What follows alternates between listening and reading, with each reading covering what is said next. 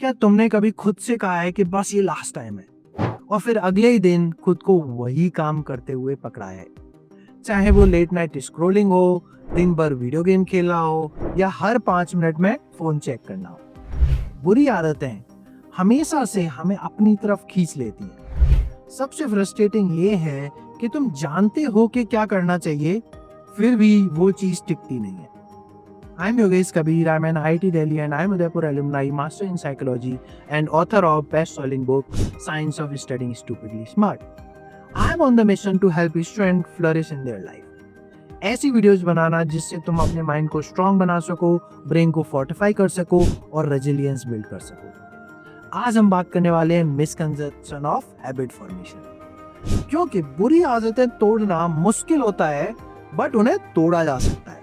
क्योंकि असली बात यह है कि बैड हैबिट तोड़ने के लिए ब्रेन के सिस्टम को समझना जरूरी है। और जब तुम अपने ब्रेन के साथ काम करना सीख जाते हो, तो you don't fight your brain, you work with it. इस वीडियो में मैं 3 मिथ बस्ट करने वाला हूं, और फिर मैं 3 ह्यूमन ब्रेन के कॉग्निटिव बायसेस के बारे में बताऊंगा जो बैड हैबिट्स को सपोर्ट करते हैं।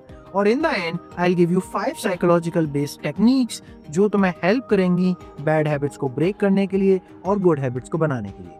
So पूरी वीडियो देखो, it will change how you think about yourself and about your preparation. चलो, let's go. Myth 1, मुझ में विल पावर की कमी है। बहुत सारे स्टूडेंट सोचते हैं कि हैबिट तोड़ने के लिए सिर्फ सेल्फ कंट्रोल चाहिए, लेकिन साइंस कुछ और कहती है। विल पावर अनरिलायबल है, कभी होती है, अगले पल गायब हो जाती है। विल पावर के लिए प्री फ्रंटल कॉर्टेक्स रिस्पॉन्सिबल है। ये वही पार्ट ऑफ द ब्रेन है जो प्लानिंग, इम्पल्स कंट्रोल और डिसीजन मेकिंग करता है।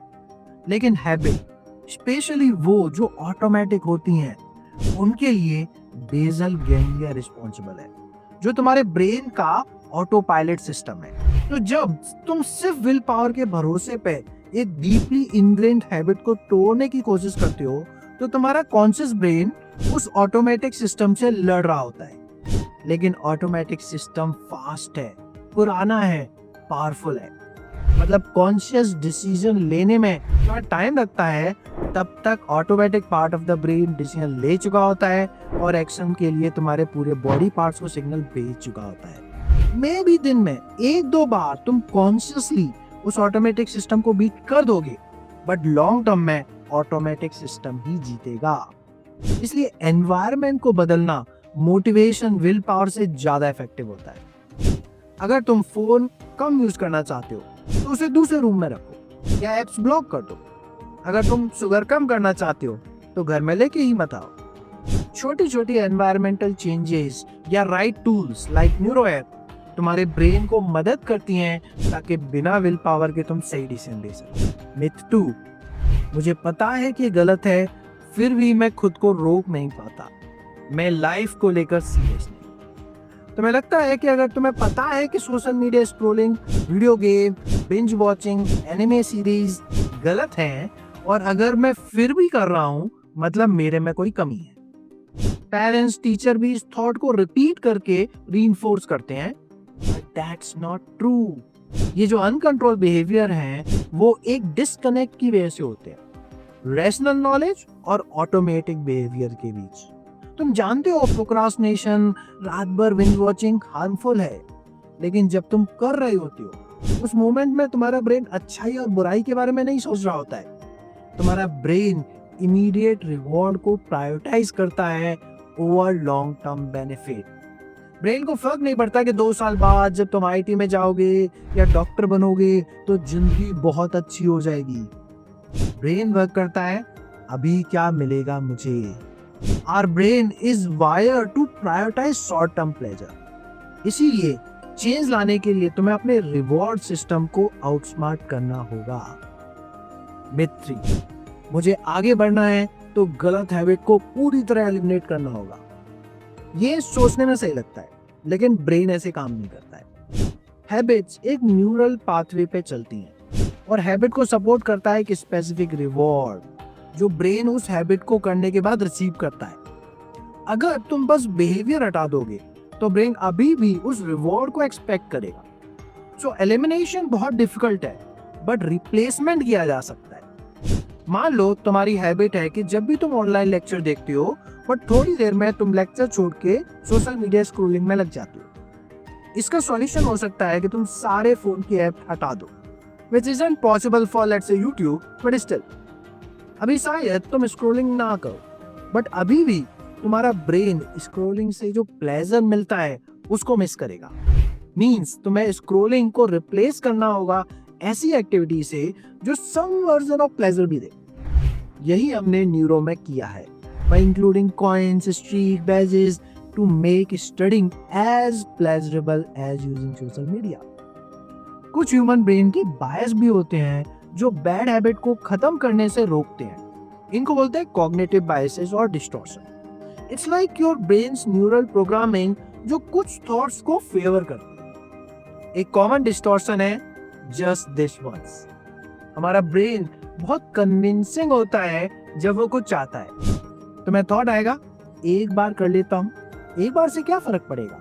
लेकिन हर बार जब तुम ये सोचकर वो काम करते हो जो नहीं करना चाहिए तो जल्द ही वो एक बार हैबिट में कन्वर्ट हो जाता है और फिर उसको तोड़ना मुश्किल हो जाता है। सभी बैड हैबिट्स का जन्म इस एक बार से क्या होता है इसी से ही स्टार्ट होता है। फिर आता है ऑल और नथिंग थिंकिंग। एक बार गलती हुई तो तुम्हें लगता है कि अब नथिंग मैटर्स, सब छोड़ो। तुम्हारे साथ भी हुआ होगा जब तुम कंसिस्टेंसी से पढ़ने का चैलेंज लेते हो, उस दिन फुल कंसंट्रेशन से पढ़ते हो, बट फिर एक दिन आता है जब पढ़ाई नहीं हो पाती। फिर तुम्हें लगता है सब बेकार है, छोड़ो ये सब। ये परफेक्शनिज्म का ट्रैप है। एक दिन मिस हो गया, कोई नहीं, build consistency again, falls permission given. मैंने 1 घंटे पढ़ाई कर ली, अब मैं कुछ टाइम YouTube वीडियो देखना डिजर्व करता हूँ, या मंडे से शुरू करेंगे, या सभी लोग कर रहे हैं तो मैं क्यों ना करूं। ये सब एक्सक्यूजेस हैं जिससे तुम्हारा ब्रेन अपनी मर्जी चला सके। नेक्स्ट टाइम जब तुम्हें लगे बस एक बार और, तो पूछो एक बार खुद से, ये थॉट मुझे वो इंसान बनने में मदद कर रहा है जो मैं बनना चाहता हूं या नहीं। ये छोटा सा पॉज तुम्हें कंट्रोल देता है और ऑटोमेटिक बिहेवियर के बीच में एक स्पेस बनाता है जिससे तुम कॉन्शियस डिसीजन ले सकते हो। Let me give you 5 psychology based strategies जो तुम्हें हेल्प करेंगी अपने ब्रेन को रिवायर करने के लिए। फर्स्ट है एनवायरमेंटल डिजाइन। बैड हैबिट्स को मुश्किल बनाओ और गुड हैबिट्स को आसान। Social media apps, game delete कर दो। कुछ करने में फ्रिक्शन फील होगा तो तुम टेम्पटेशन को कंट्रोल कर पाओगे। Second, implementation intention. If then plan बनाओ। If I feel stress then I'll take 3 deep breaths. If I want to procrastinate, then I'll study for 10 more minutes. Specific plan से brain को clarity मिलती है। Third, replacement rule.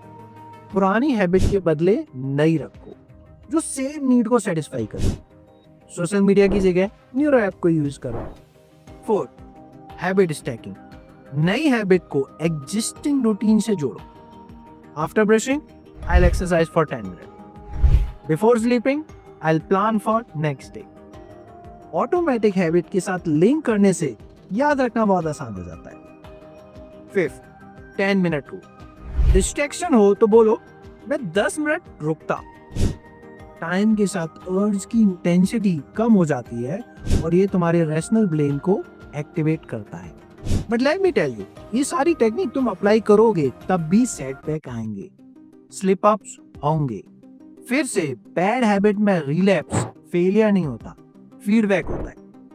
हर बार जब तुम वापस good behaviour पे आते हो तो तुम्हारा ब्रेन नए पाथवे स्ट्रॉन्ग करता है। गलती को डेटा समझो, क्या ट्रिगर था, क्या थॉट था, क्या चल रहा था जो मैंने ऐसा किया, नेक्स्ट टाइम मैं क्या अलग कर सकता हूँ। ये लर्निंग माइंडसेट ही रियल चेंज लाता है। इस वीडियो में हमने बहुत कुछ कवर कर किया है, so let me give you a quick recap.